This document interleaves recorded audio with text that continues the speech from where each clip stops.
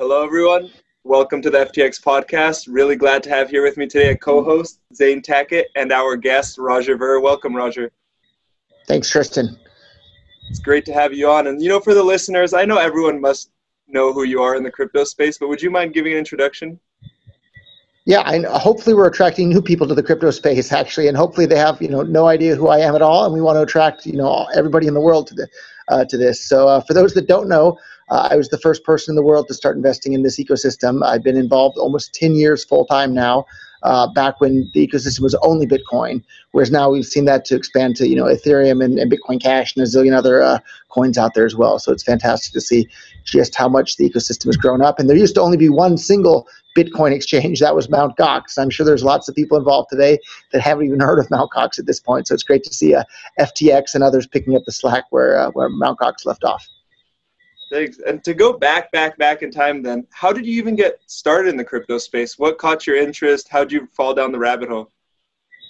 Yeah, there were a whole lot of kind of different pieces of that puzzle that all came together. One of which was my very first business was e-commerce, selling computer parts on the internet on eBay. And this is back before PayPal or any of this stuff. And what people literally had to do was go to the post office and buy postal money orders and then send money orders in the mail to pay for their things that they were ordering on eBay. And it was, like a week-long process for the money order to get there too, because you're dealing with the post office and whatnot. And it was a giant headache. And then I remember when PayPal first came along, it was like, this is an absolute miracle. And I'm sure I was one of the better affiliates for PayPal. They were paying, $10 and then $5 for every person you referred to sign up for PayPal. And I was busy signing up all my customers and telling everybody I could about PayPal because it was an absolute miracle compared to sending postal money orders in the mail. And then there was also another fantastic company called eGold, which allowed people to pay each other in gold over the internet. The physical gold stayed put, but you would just transfer the ownership of the gold with different people around the world. And it was a fantastic service that I really liked until one day the U.S. government literally came in and stole all the gold from the eGold company because a very, very, very small fraction of the users of eGold were using eGold to pay for things that the government didn't like. And I was one of the people who had their gold stolen by the government when they shut down eGold. And basically they just piled so much paperwork and red tape and this and that most people probably just walked away from whatever gold that they were owed back from that disaster. And so that made me really appreciate Bitcoin when it came along because it allowed you to pay people at a distance, but I realized that your account couldn't be frozen, your payments couldn't be blocked, and the service itself couldn't be shut down. So it had everything that I wanted with eGold, except for that it couldn't be shut down and you couldn't have your money be stolen from you as long as you were using an actual wallet in which you controlled the funds yourself. So as someone who's been involved in e-commerce pretty much my entire adult life, this was the best thing to ever happen to payments online. So, of course, my business, MemoryDealers.com, was the first established mainstream business in the world to start accepting Bitcoin for payments. And then it got worldwide attention when that happened. But up to that point, the only thing you could really buy with Bitcoin other than drugs on the darknet were alpaca socks that somebody was making at their home business there, whereas I was selling all sorts of computer parts to people all over the world. And it was a really big turning point because up to that point, people were saying, yeah, well, Bitcoin, what can you buy with it? But we changed that, and the answer eventually became everything. When was it that Memory Dealers started accepting Bitcoin? I think we announced that in March of 2011. And then towards the end of 2011, I set up another website called BitcoinStore.com that listed more than 500,000 consumer electronics products. It was every single item from Ingram Micro and Tech Data, which is the first and the third biggest B2B electronic distributors in the United States. And we listed all of those products at cost, and we only accepted Bitcoin. We didn't take credit card or anything else. And the business model there was to make Bitcoin useful for people in commerce and then to just hold on to as many of the Bitcoin as we possibly could with that. And it really changed the narrative in the media when that website went online because people would always say, oh, other than drugs, what can you buy with Bitcoin? But with the advent of BitcoinStore.com, suddenly you could buy just about any electronic gadget you wanted, and at prices for the most part cheaper than Amazon. So that was a really a big turning point, I think, in the history of Bitcoin. And in the days before, like merchant processors such as BitPay or Coinbase, did you guys just hold on to the BTC that was used to purchase things, or did you try and convert it in the back end? Or No, I held on to every single Bitcoin that I possibly could until I ran out of dollars to pay the merchants. I tried to get the vendors for the electronic parts to accept Bitcoin, and I had some talks back and forth, but this was 2011, so things were really, really early then. And I was successful with a number of my vendors in China, actually. A lot of people probably won't know this. I held the first ever Bitcoin meetup in China as well, which took place in Shenzhen, China. And I invited all the businesses and factory owners that I knew in China from my days of dealing with them to a Bitcoin meetup. And some of them weren't interested, but others definitely were. And in fact, one of them, a guy named Lin Li, went on to become one of the bigger miners in all of China. And he sent me an email years later after having gone to that meetup. And he said, Roger, thank you so much for introducing me to Bitcoin. And he sent me this email maybe, 2013 or 14. And maybe he didn't know the nickname that I kind of wound up with in the West, but he sent me an email saying, "You are my Bitcoin spirit guide." And thank you. I thought that was an interesting translation from his Chinese into English there. And but it's just, you never know what's going to come out of a meeting. And for those who might not know, I think the name that you're referring to in the West is a lot of people used to call Roger Bitcoin Jesus. And it was Peter Vassinis that gave you that name? Is that?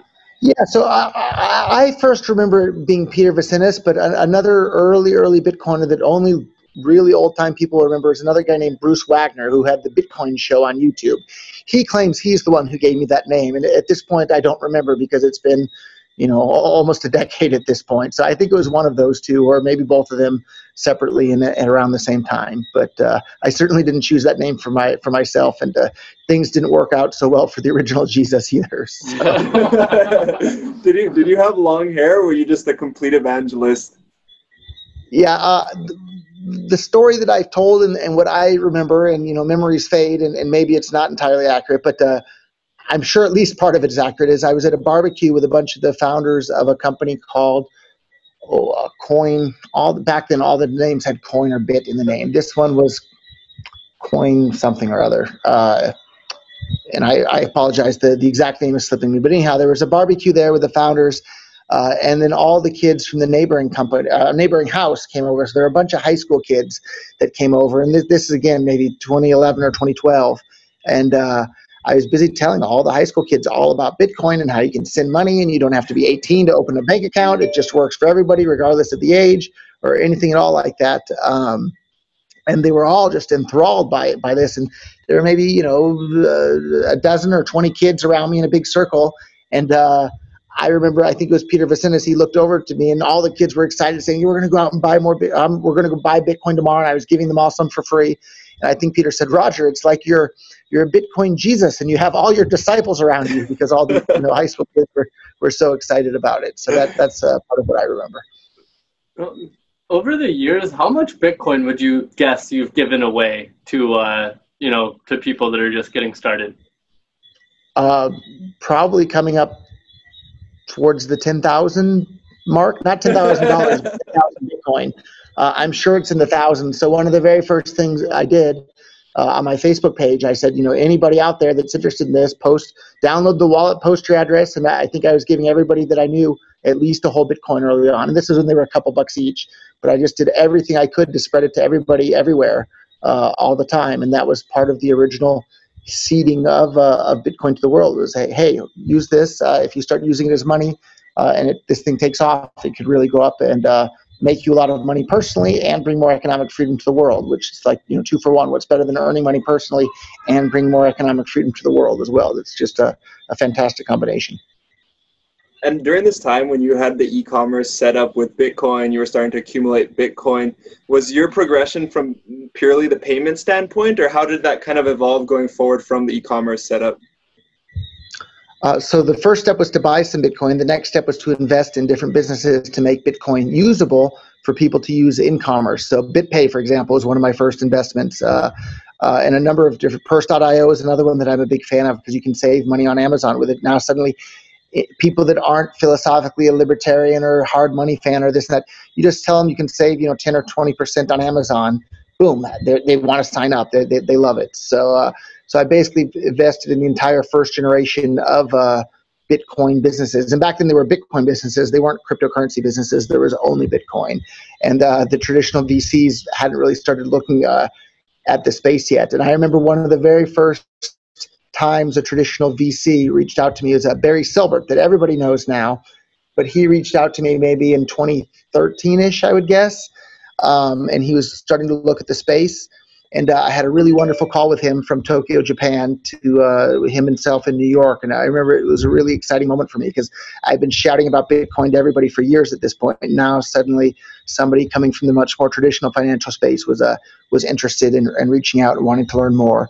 And then also credit to Dan Moorhead, who also maybe in 2012 or 2013, he flew all the way out to Tokyo to meet with me specifically to learn and hear more about this whole Bitcoin thing. And for those that don't know, Dan Moorhead has played a huge role in this, and so has Barry Silbert. Both of those guys have really played a huge role in the space later on there. But it was really neat seeing both those guys from traditional finance, come and start getting interested in the space.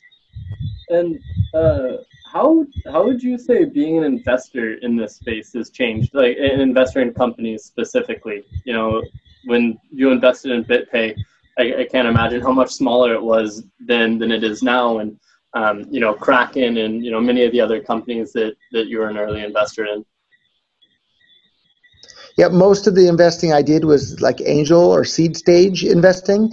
And a lot of people don't realize it's a lot of work. And at this point, I've invested in hundreds of different companies, and all the ones that are still around, they contact me, often, and they want help with this, they want help with that. I try to help them, but there's only so many hours in each day. So I would love to see the entrepreneurs that can just see the vision themselves and take it and run with it. And a guy that a lot of people don't realize maybe nowadays, but there's another guy named Ben Reeves that was the founder of actually partially not just blockchain.com, but also Coinbase. A lot of people don't realize that blockchain.com and Coinbase used to be the same company. And then there was a difference of vision between the founders there. Brian wanted the Coinbase to hold the customers' funds themselves. Ben thought that Brian at Coinbase wanted the Coinbase company to hold the users' funds. Ben thought the users should hold the funds themselves and have their own private keys. And so early on, there was a split between the one single entity there, and they wound up becoming both Coinbase and Blockchain, two of the biggest companies in the world at this point in the crypto space. So it was really neat seeing that happen, and meeting the Coinbase guys early on in Silicon Valley as well, before Coinbase had really gotten any attention from anybody at all. And it was really neat to see all these other passionate people about the space that were just getting started in this whole ecosystem. And even today, I'm 41 years old today. Back then, I was in my early 30s, and I was the old man in the space even back then. And then Gavin Andreessen, for those that know who he is, he was kind of the grandpa in the space because he was close to a decade older than me as well. And he's the one that, when Satoshi disappeared, he kind of turned over the project to Gavin as well. So Gavin was the grandpa, I was the dad, and then we had all these kids running around in the space that were in their early 20s, but really excited about this ecosystem. But luckily, I had some capital to help sprinkle across all those different businesses out there. And now they've grown up into a whole bunch of unicorns, and some of them are on the verge of being decacorns as well. So it's really exciting to have seen that happen. And how has your approach differed, if at all, in investing in companies from back in 2012, 2013 to now? Yeah, I think some of the main things that I've learned is to not trust other people's judgment. If it's not their money, they're not going to care as much, and even if it is their money, I should still evaluate a lot of it myself at this point. And so, like, the deals that went the worst were when I just trusted somebody else's judgment and I just followed them in. And then it turned out that they didn't have good judgment on that, and the company didn't go anywhere. Whereas the companies that I liked the most, and I did the due diligence myself, those are some of the ones that have done the best. So of course, Blockchain and Kraken are two fantastic examples of that, and BitPay as well, because BitPay was a service that I really needed myself for my own business, and every business needed it. So I think BitPay is also one of these unsung heroes in regards to spreading cryptocurrency adoption around the world, and they really got a bunch of huge names on board early on to accept Bitcoin and cryptocurrency. So the BitPay team really deserves a lot of thanks and support for what they did to spread cryptocurrency adoption around the world.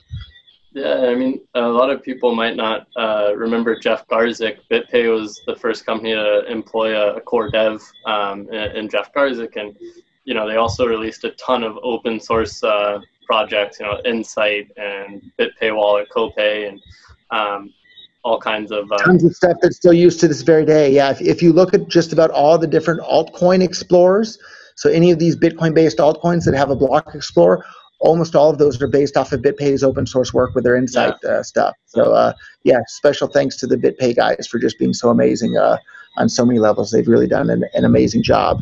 And it's kind of sad to see how much hate they've gotten from some of these Bitcoin maximalists for being one of the companies that have spread more Bitcoin adoption to the world than just about any other.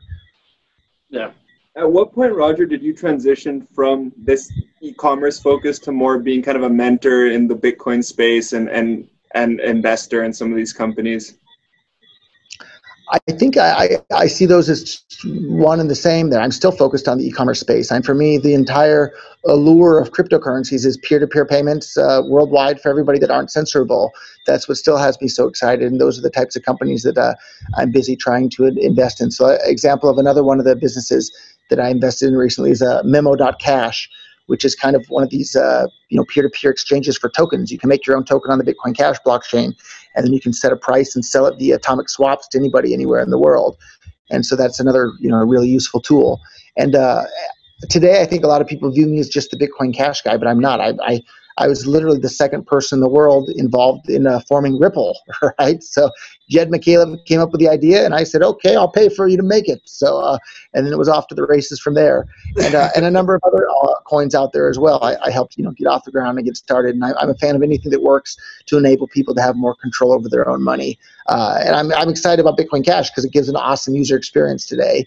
But so do lots of other coins as well. So I'm excited about all of them. But because I'm running Bitcoin.com, we feel a little bit of allegiance to a coin that at least has Bitcoin in the name somehow as well. So that's why we're focused mainly on Bitcoin Cash. But I bought my I didn't participate in the Ethereum ICO, but I bought my Ethereum when they were in the low single digits. So I still did all right on that one as well. And I've been a big Ethereum fan. And a lot of people love to talk trash about ICOs, but I think ICOs are amazing. And of course, investor beware, but ICOs allow any entrepreneur anywhere in the world to raise capital from any investor anywhere in the world.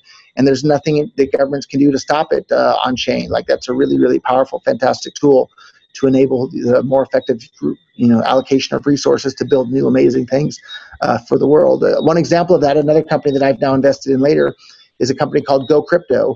That's really doing an amazing job. If you've seen the videos of grocery stores in Europe where you can pay right there at the checkout in Bitcoin Cash, Bitcoin, or Ethereum, that's thanks to the Go Crypto guys. And their initial start was via an ICO.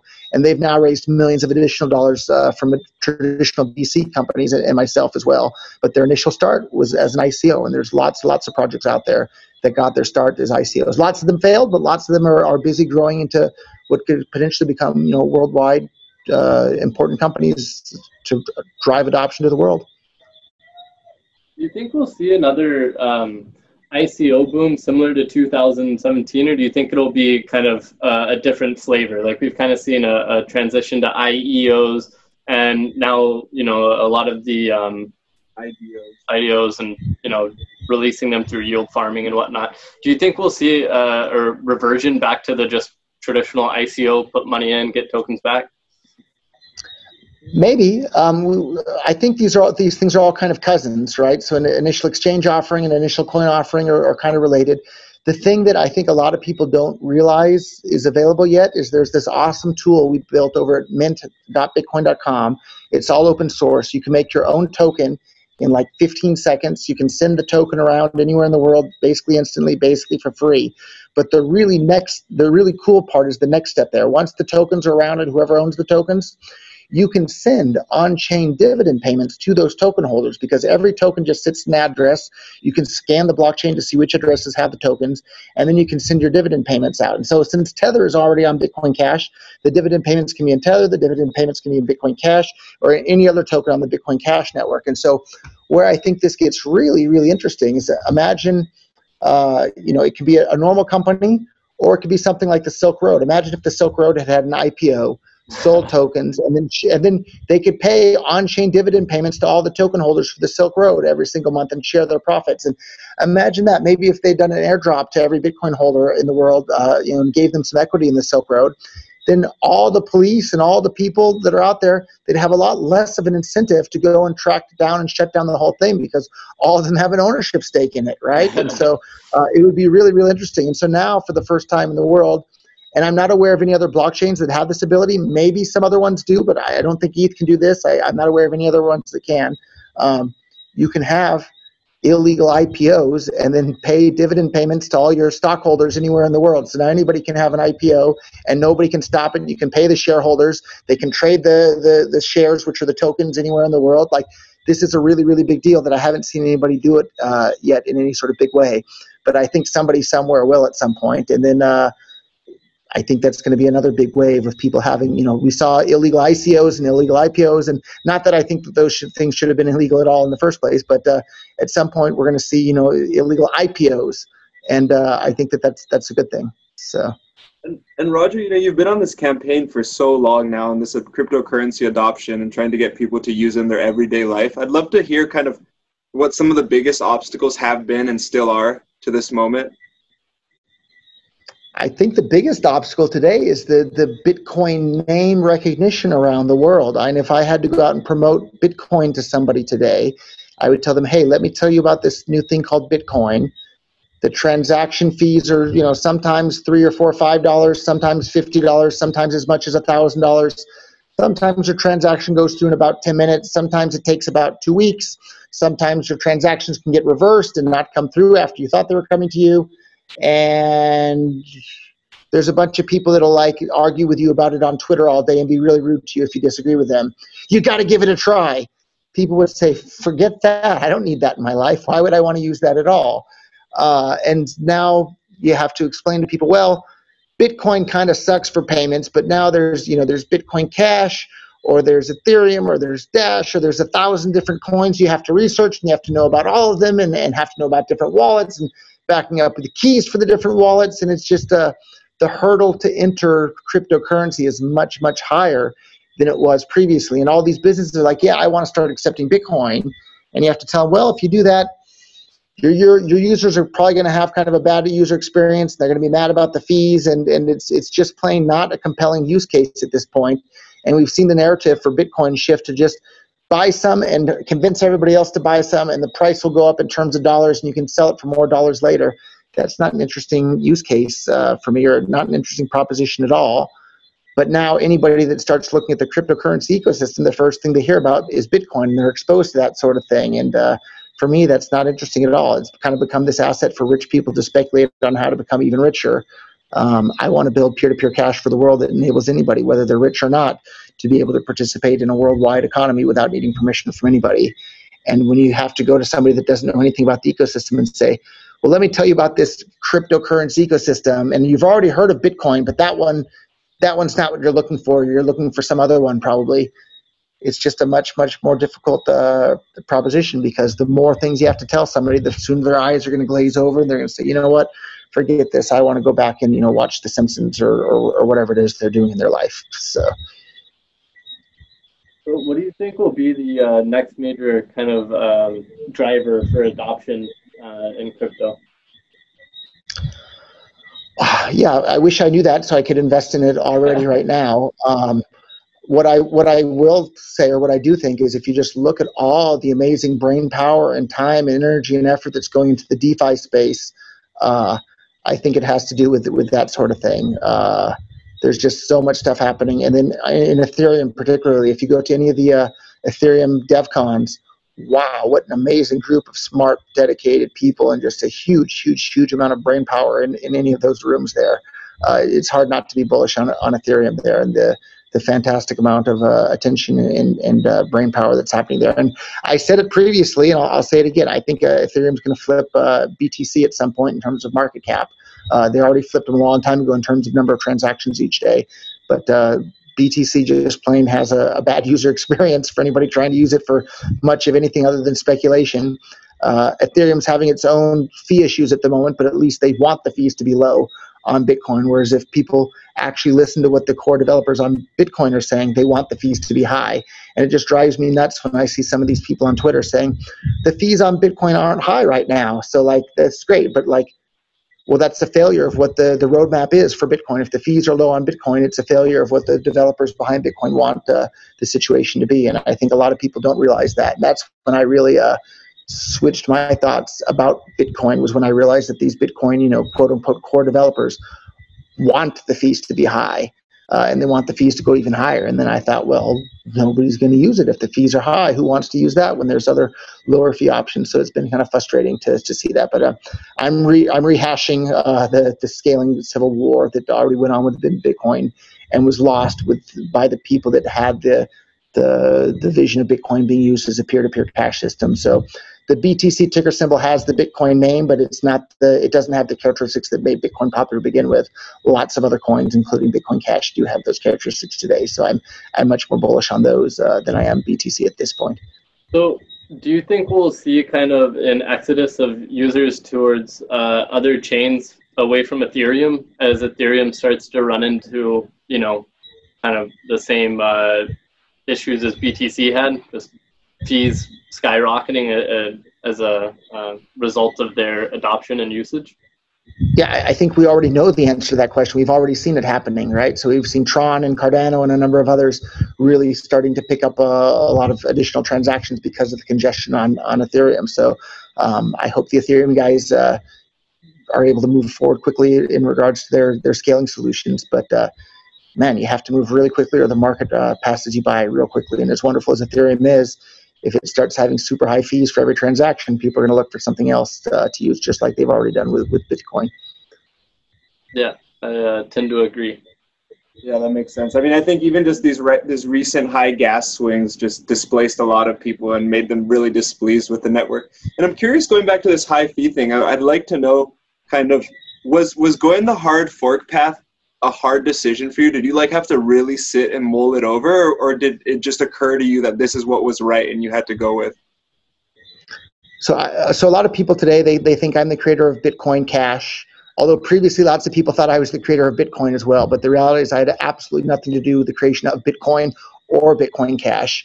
And it wasn't until I saw a bunch of people, whether through ignorance or intentional attack on Bitcoin or some combination of the two, succeeded in scuttling the attempt to allow Bitcoin to continue to scale to be money for the world while the layer 2 solutions were still being worked on.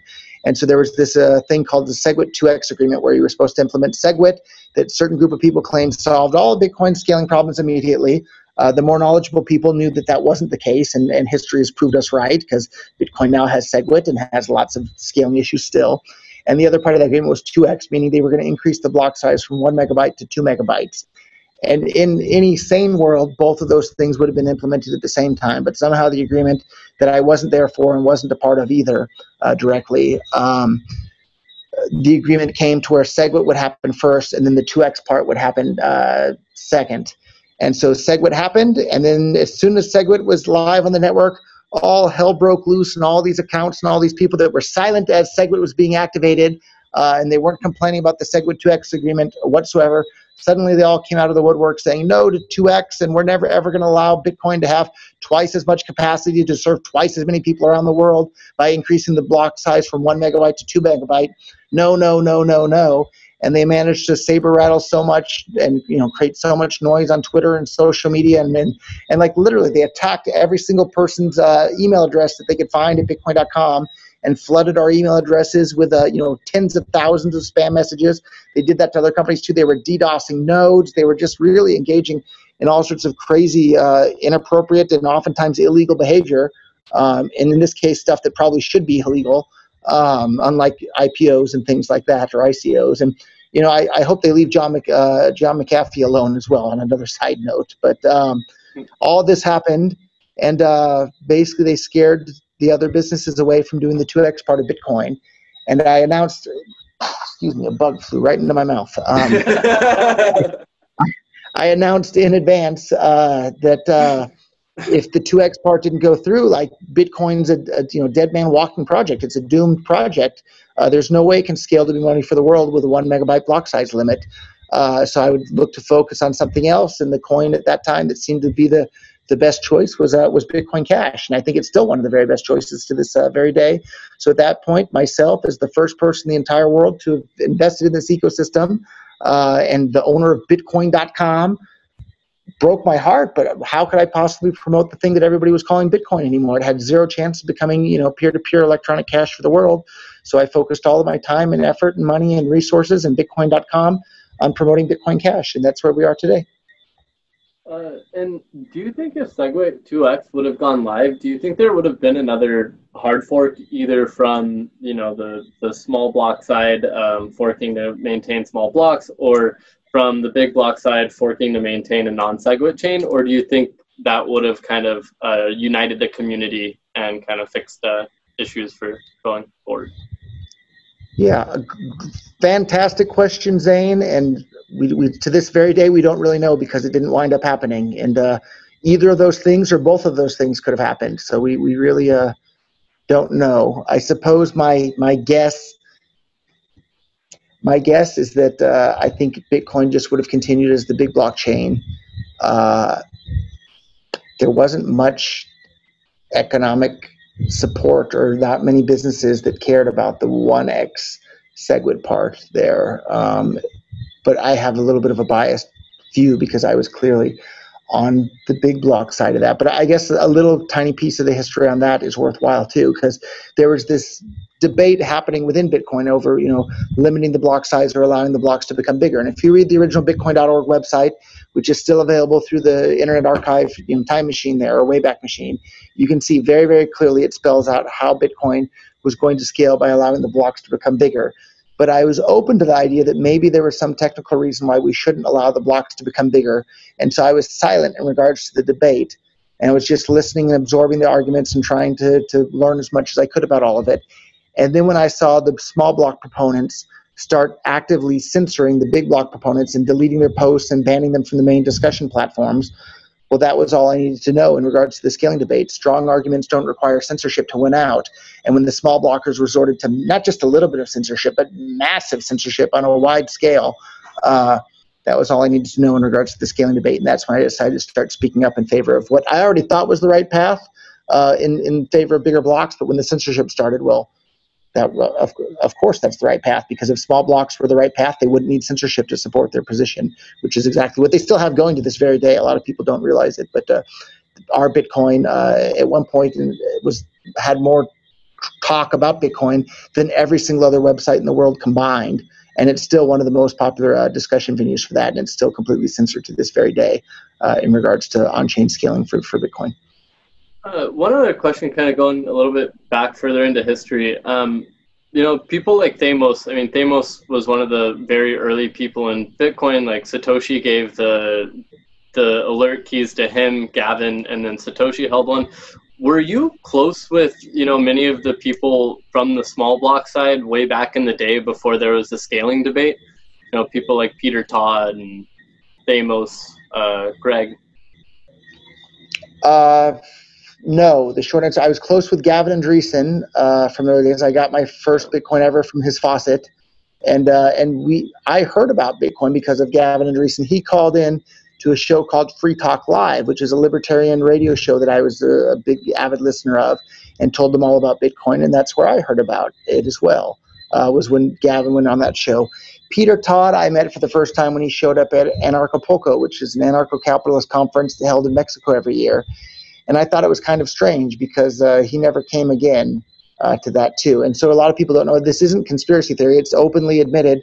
Peter Todd was paid by somebody claiming to be working for a U.S. intelligence agency to put out a very well-produced, professional-looking video advocating for block sizes to be limited on Bitcoin. And if you were the U.S. government and you had your U.S. dollar printing machine and you were the world's reserve currency, one of the very best and most effective ways to limit Bitcoin's ability to compete with the US dollar would be to limit its block size, which would therefore limit its ability to be used in commerce, which is exactly what this video advocated for that was put out by Peter Todd, one of the biggest small blockers. And then another thing that Peter Todd that just seems so strange for anybody wanting to use it for business was he implemented this thing called replace by fee, which basically made Bitcoin transactions that used to be irreversible basically as soon as you broadcasted them. They made it so people could reverse their transactions anytime up until they're included in a block. And when the blocks are full, there's a backlog of transactions sometimes that are multiple weeks long. So the Bitcoin transactions can be reversed for weeks after they're initially sent to the network. That destroys Bitcoin's usefulness in commerce. So all the businesses like BitPay.com and myself and Satoshi Dice and Eric Voorhees and all these other guys were all opposed to this thing that somehow managed to get forced through on Bitcoin as well. And so it was really interesting seeing Bitcoin go from having a goal of being peer-to-peer electronic cash for the world to being something that doesn't work very well as cash for the world. And some of that, in large extent, was funded by people claiming to work for U.S. intelligence agencies and with help from people like Peter Todd, and then the rest of the Blockstream guys that raised more than $100 million from traditional financial institutions that are busy using the dollar, whereas almost all the big blockers had their money or their effort in the space was derived from actually holding Bitcoin directly itself. So and involved in the Bitcoin space directly in commerce. I think one of the things that it bummed me out the most, or I think one of the worst things about the results of the block size debate was, seeing people that had been in the space for forever and had put all their life or all their energy for years into building out Bitcoin and making it usable and getting more users, people like Garzik and Andreessen and Voorhees and yourself. And, they just kind of got flamed by the community. And then seeing the split, I think back to when I was just getting in crypto in 2013, really happy days. Everybody just wanted Bitcoin to succeed. But after the block size debate, it really kind of split the community. I thought that was a real shame. How does these power plays work, especially back then? Where was the influence concentrated, and how were they able to pass decisions over other people? So there were two main websites where all the discussion took place. One was bitcointalk.org and the other was Our Bitcoin, both of which were owned by this anonymous person named Famos. And that was the thing that a lot of people don't realize this today, because the small blockers and the BTC chain are the majority. But back then, the big blockers were the vast majority. They were probably 70, 80% of the community. But the small blockers controlled those main discussion platforms. And when they implemented the censorship, everybody that came to Bitcoin after the censorship started only got to hear one side of the story. And so it's just like, every single kid that grows up in North Korea, they only hear the North Korean side of the story. So they think that North Korea is the best country on earth and Kim Jong-un is the best leader on earth and everybody else is a crazy, evil nutcase. And us looking outside at North Korea, we can see how crazy that is. But everybody in America also grows up saying pledge allegiance to the flag and America's the best country on the earth, and all of them believe it. Well, they both can't be right, and maybe neither of them are right. And so what happened in the Bitcoin ecosystem, every single person that came to Bitcoin after the censorship started, they were only allowed to hear the small block narrative, and they were only allowed to hear that the big blockers are some evil people trying to destroy Bitcoin. If that's the only thing and the only argument they're allowed to hear, just like the people that grew up in North Korea and think the dear leader's the best guy to have ever, come down to planet Earth, I'll believe it. Everybody that came to Bitcoin after that basically were brainwashed by the censorship into thinking that small blocks are a good thing. And we saw the MicroStrategies guy, Michael, whatever his last name is there, talking about how he chose to invest in Bitcoin because it's battle tested and people wanted to change it, and people fought tooth and nail to prevent it from being changed. And that just shows how effective the censorship is. Bitcoin was changed. The thing that's BTC today bears almost no resemblance to the original Bitcoin that got everybody so excited in 2011, 12, 13, 14. There. It's now, and Jeff Garzik wrote an excellent article that I'm sure is still online. It's titled something like Bitcoin is being hot-wired to become a settlement layer. And he laid it all out because initially Bitcoin was supposed to be peer-to-peer electronic cash for the world, and now it's been hot-wired into just being a settlement layer for banks and big giant transactions, and maybe someday the Lightning Network will work as well, but we're not there yet either. And so people like this guy that, his fund put in, $425 million into Bitcoin, he doesn't even understand that Bitcoin has been drastically changed, and he doesn't know the history that went on there, which is sad more than anything else, because for anybody that lived through the stuff that happened, the thing that everybody's calling Bitcoin today isn't even remotely close to what Bitcoin was originally.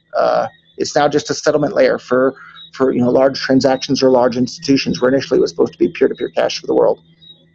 Sounds like not just what happens in North Korea, but also in our legacy media here in the West. and that's really interesting. That's really interesting about the thing about the intelligence agencies, because I've heard similar things from several people, but it's really cool to hear it from you. And it's public too. It isn't a conspiracy theory. You can go out there and Google it, and all the details are right there out in the public, in the open. That video that we must keep Bitcoin blocks small to keep it decentralized was literally paid for a guy claiming to work for a U.S. intelligence agency. So and a lot of people don't realize this. So even in 2010, right, when Bitcoin was like 10 cents each, the CIA reached out to Gavin Andreessen, the lead maintainer of Bitcoin that had a public identity, and asked him to come and explain Bitcoin to them. So the CIA was already looking into this in 2010. So if you think that this wasn't on their radar, you're dead wrong. And if you think the U.S. government doesn't want to keep its monopoly on its world reserve currency status with the dollar, I think you're naive on that front too. So I think it would be naive to think that the U.S. government hasn't intentionally delayed and disrupted the adoption of cryptocurrencies around the world in order to maintain the U.S. dollar as the world reserve currency. I think that would be naive to think that hasn't taken place at this point. Do you still think throughout all this manipulation that cryptocurrencies can potentially serve this purpose, or do you think it's too late? I'm still optimistic, but we had this awesome window where we could move fast and get worldwide adoption real quick, and governments move slowly and new laws are passed slowly. So if we could get everybody using it for everybody and everything in commerce really quickly, it would kind of be too late for governments to demonize it and pass all sorts of laws against it.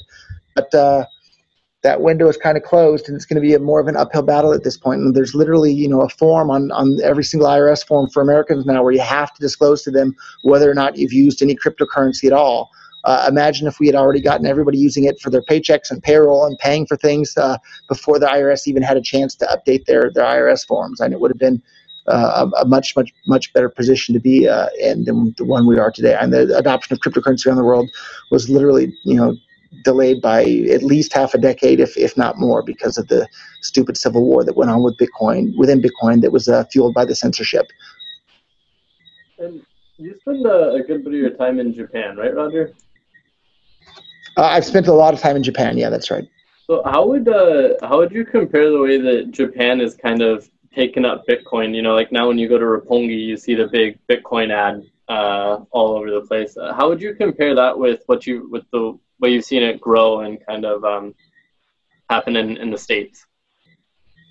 A lot of it grew in Japan because of the Bitcoin meetup that I set up in 2011 in Tokyo, and we had an amazing number of passionate, motivated people that came there and wanted to spread Bitcoin as money for the world. And they got these merchants to start accepting it, and then the foreign community in Tokyo played a huge role in that as well as the Japanese community there. But there's still a huge number of Bitcoin Cash accepting merchants all over Tokyo. There's more places that accept Bitcoin Cash, physical places that accept Bitcoin Cash in the world than any other cryptocurrency. And there's a lot of them in Tokyo because of that passionate community.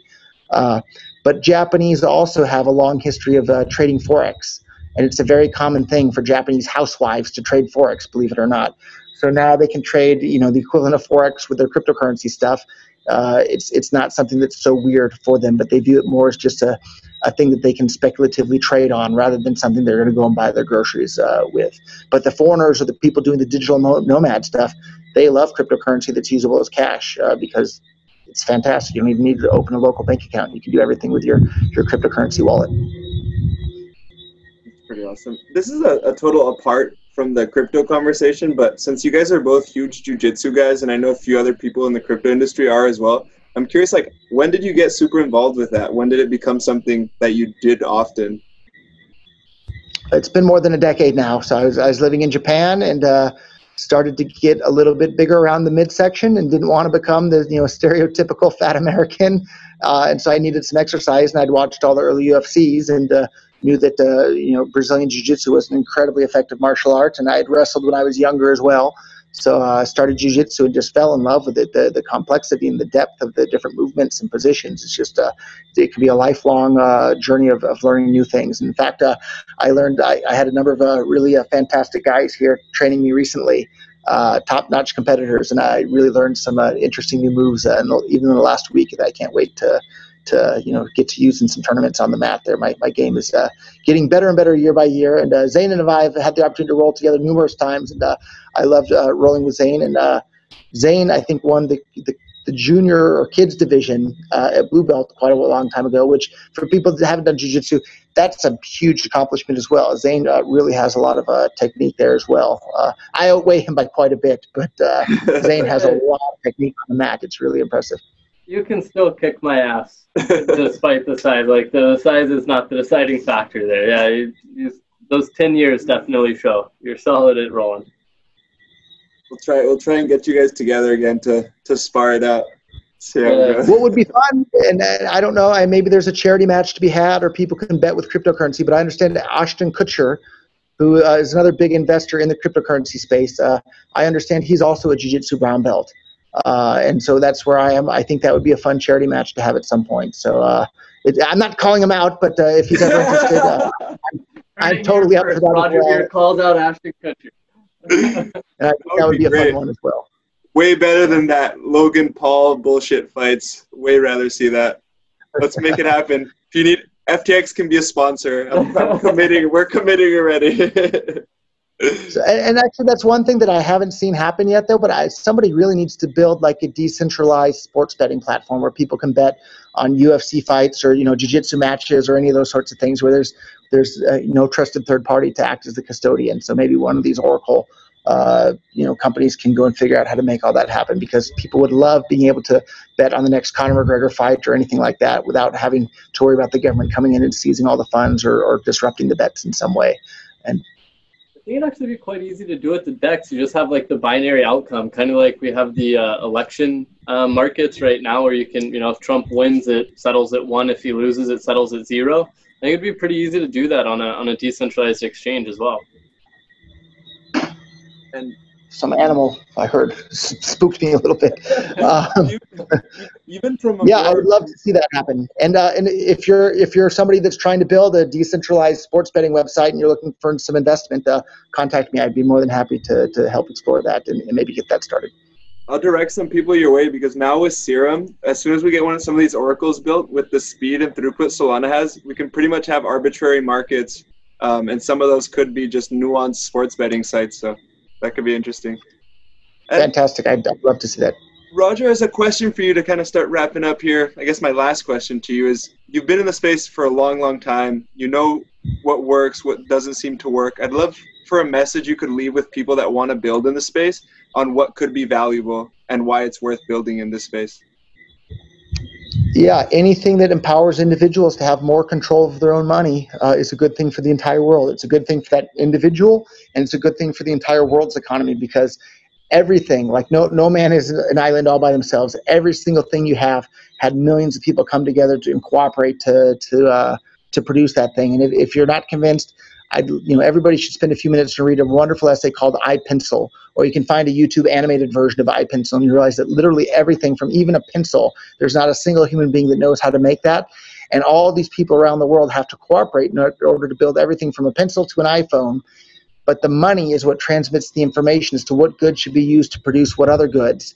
And if you can free up the flow of money around the world, you can free up the flow of that information so that everybody can cooperate with everybody else more effectively and more efficiently, which will make the world a better place for everybody. So anybody that's building the tools, whether it's wallets or exchanges or other, financial derivatives, that's making the world a better place. A lot of people don't realize this too. Like all these, financial derivatives and financial tools and options and this and that, those are human inventions. They didn't just exist. Somebody had to think them up and figure out how to do it, and everybody gets to benefit from that sort of thing. So the more tools that humankind has in their tool bag, whether it's pencils or financial derivatives or iPhones, the world's a better place for everybody out there. So go out there and look at the world and look at what people need or what problems people are having, and figure out a way to solve those problems or give them the things that they want, and that makes the world a better place for everybody. Thank you, Roger. Any last questions then? I got a last question. What's going to happen in November with BCH? Yeah, markets like stability, right? So I used to be selling a whole bunch of Bitcoin Cash put options, which basically meant I was agreeing to buy more Bitcoin Cash in the future. And because of the instability there, with the question of the dev, part of the block reward being diverted to a single, protocol developer, it made me start selling a whole bunch of Ethereum puts instead of Bitcoin Cash puts. So really disappointing to see that happen. So what's going to happen in November 15th? I don't know. I suspect Bitcoin Cash is just going to continue like normal, and Bitcoin Cash node will be the default node. Currently, about 70% of the mining blocks are signaling for Bitcoin Cash node, 0% are signaling for ABC, and the other 30%-ish aren't signaling at all. So I think Bitcoin Cash will just continue as Bitcoin Cash, with Bitcoin Cash node being the default implementation, but there's some uncertainty there, and markets don't like uncertainty. They like certainty. So I'm voting with some of my capital that would have otherwise been in Bitcoin Cash has moved to Ethereum and a couple of other chains there as well. Well, hopefully we see everything keep chugging along and not too much drama.